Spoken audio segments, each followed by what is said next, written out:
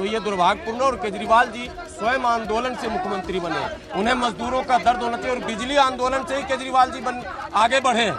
उन्होंने बिजली के खंभे पर चढ़कर बताया था कि शीला दीक्षित बिजली विभाग को लूट रही है, लेकिन आज ये लग रहा है कि शीला दीक्षित से 4 गुना बुरा हाल आज केजरीवाल जी ने दिल्ली में बिजली विभाग का किया। यहाँ पर एक नया आदमी जिसका नाम है आलोक वर्मा BACS का हेड बनकर आया है, उसने अपने ब्लैक लिस्टिक और गुंडे ठेकेदार जो उतार दिए फील्ड में।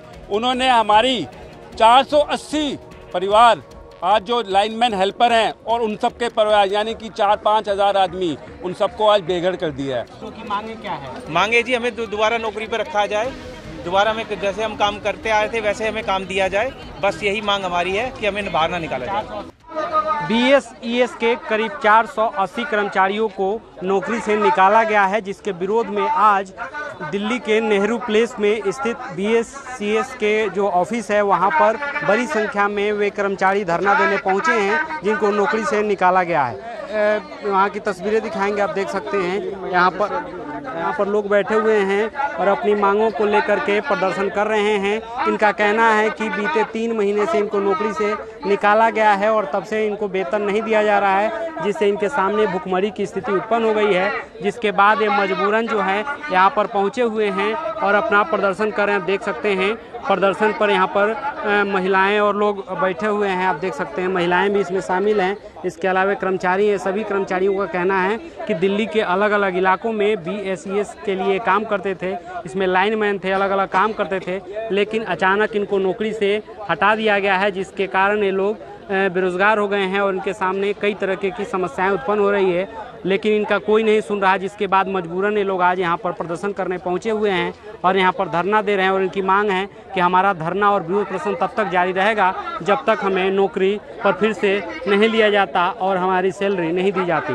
वहीं हम आपको इधर दूसरी तरफ की तस्वीरें दिखाएंगे। ये आगे जो है BSES का ऑफिस है और यहीं पर ये पहुँचे हुए हैं, आप देख सकते हैं तस्वीरों में आगे। लेकिन पुलिस बैरिकेड्स लगाकर आगे जाने की अनुमति नहीं दी गई है, लोगों को यहीं पर रोक दिया गया है। जिसके बाद यहीं पर लोग बैठे हुए हैं और अपना प्रदर्शन कर रहे हैं। पूरा कालकाजी थाना क्षेत्र का इलाका है और नेहरू प्लेस में ये BSES का जो ऑफिस है वो स्थित है और यहीं पर जो है यहाँ पर प्रदर्शन करने के लिए लोग आए हैं, लेकिन इनको आगे ऑफिस के पास नहीं जाने दिया गया है, दूर ही रोक दिया गया है। जिसके बाद लोग जो हैं यहीं पर अपना धरना देकर बैठ गए हैं और लोगों का कहना है कि हम लोग कोई 10 साल, कोई 15 साल, कोई 20 साल से यहाँ पर काम कर रहा था, लेकिन अचानक उनको हटा दिया गया। जिसके बाद लोग जो हैं वो काफ़ी परेशान हैं।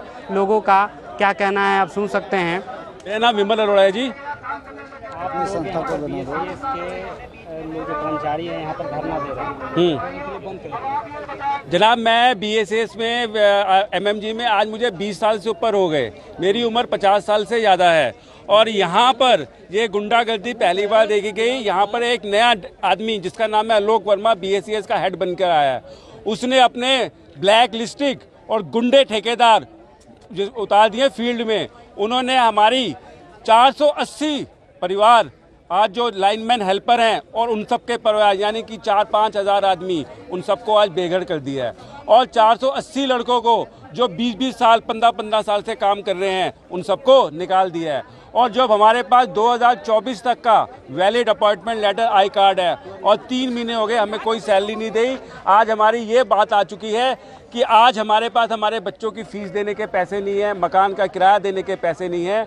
तो इसीलिए जब तक हमारा हक नहीं मिलेगा हम यहीं पर बैठेंगे और जय इस आलोक वर्मा को और इन ठेकेदारों को हटाकर ही हम यहाँ से हटेंगे। मेरा नाम राजेश कुमार है। राजेश जी, आप कौन हैं? मैं BSES में ALM के पद पर कार्य करता हूँ, विकासपुरी डिवीज़न।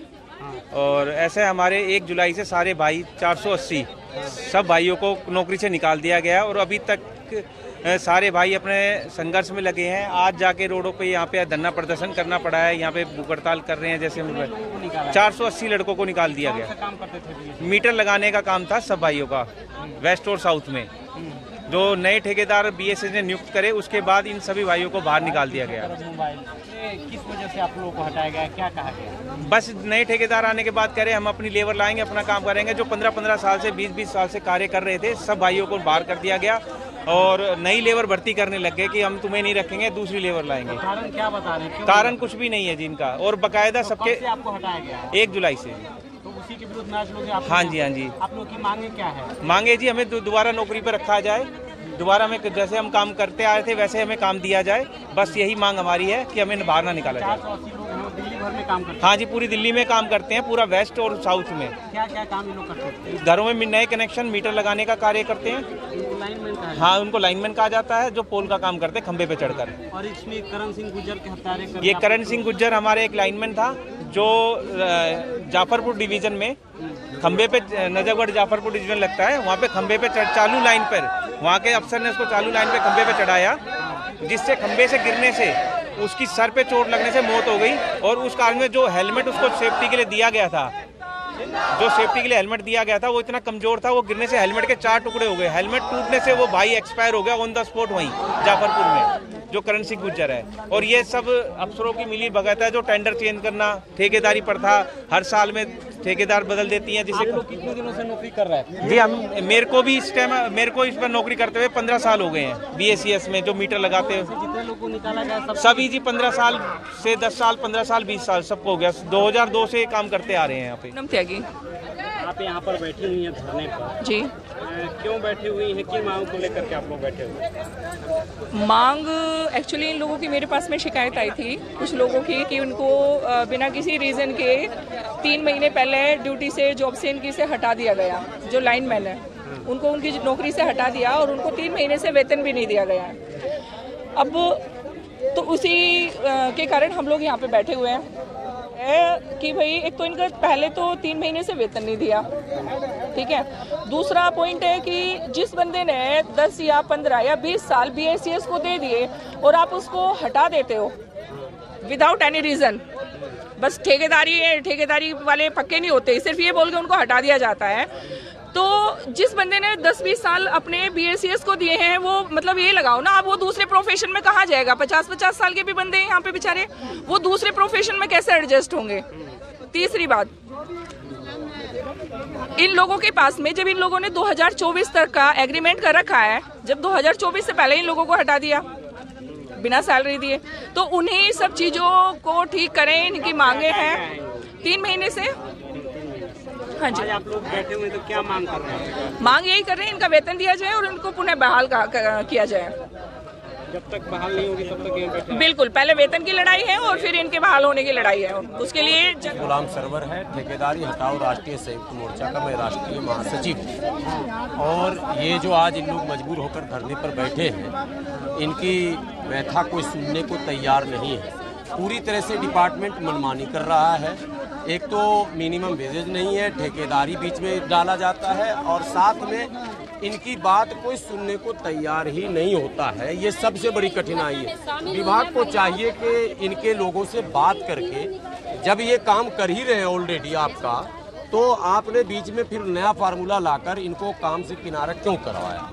तो ये असल मुद्दा जो है वो ये है कि विभाग पैसे बचाने के चक्कर में नए नए ठेकेदार डालती है, नए नए नियम लाती है, और पैसे कैसे बीच में आ जाएं दलाली, उसकी वजह से जो पुराने मजदूर हैं, जो 10 साल 15 साल से लगे हैं, उनको हटा दिया जाता है। ये बड़ा आसान फार्मूला इनके पास है। इसीलिए ये लड़ाई है, एक तो परमानेंट की लड़ाई है। लेकिन चलिए परमानेंट की लड़ाई, लेकिन बगैर परमानेंट के भी जब हम सेवा कर रहे हैं तो हमारी सेवा में खोट क्या है वो बताइए। हम अपनी सेवा में सुधार कर सकते हैं, यदि कोई कमी है तो आप बताइए। लेकिन आप बजाय इसके कि दूसरा हथकंडा अपनाते हैं और सारे मजदूरों को सड़क पर ला देते हैं। वो मजदूर जो जान हथेली पर रखकर आपकी सेवा कर रहा, पूरे दिल्ली की सेवा कर रहा, आम लोगों की सेवा कर रहा, ऐसे मजदूरों के साथ अगर न्याय नहीं होगा तो ये दुर्भाग्यपूर्ण। और केजरीवाल जी स्वयं आंदोलन से मुख्यमंत्री बने, उन्हें मजदूरों का दर्द होना चाहिए। और बिजली आंदोलन से ही केजरीवाल जी आगे बढ़े हैं। उन्होंने बिजली के खंभे पर चढ़कर बताया था कि शीला दीक्षित बिजली विभाग को लूट रही है, लेकिन आज ये लग रहा है कि शीला दीक्षित से 4 गुना बुरा हाल आज केजरीवाल जी ने दिल्ली में बिजली विभाग का कर दिया। तो आप देख सकते हैं किस तरीके से लोग यहाँ पर परेशान हैं और लोगों का कहना है कि काफ़ी समस्याएं हो रही है हमें, लेकिन हमारी समस्या का जो समाधान है वो नहीं हो रहा है, हमें नौकरी पर वापस नहीं लिया जा रहा है। इस उम्र में हम कहाँ जाएं, जबकि हम लोगों ने 15 साल 20 साल और 10 साल की सेवाएं जो हैं वो BS में दे चुके हैं। अब हमको इस उम्र के इस पड़ाव पर निकाला जा रहा है तो हम लोग कहाँ जाएँ। आशुतोष कुमार, दिल्ली तक।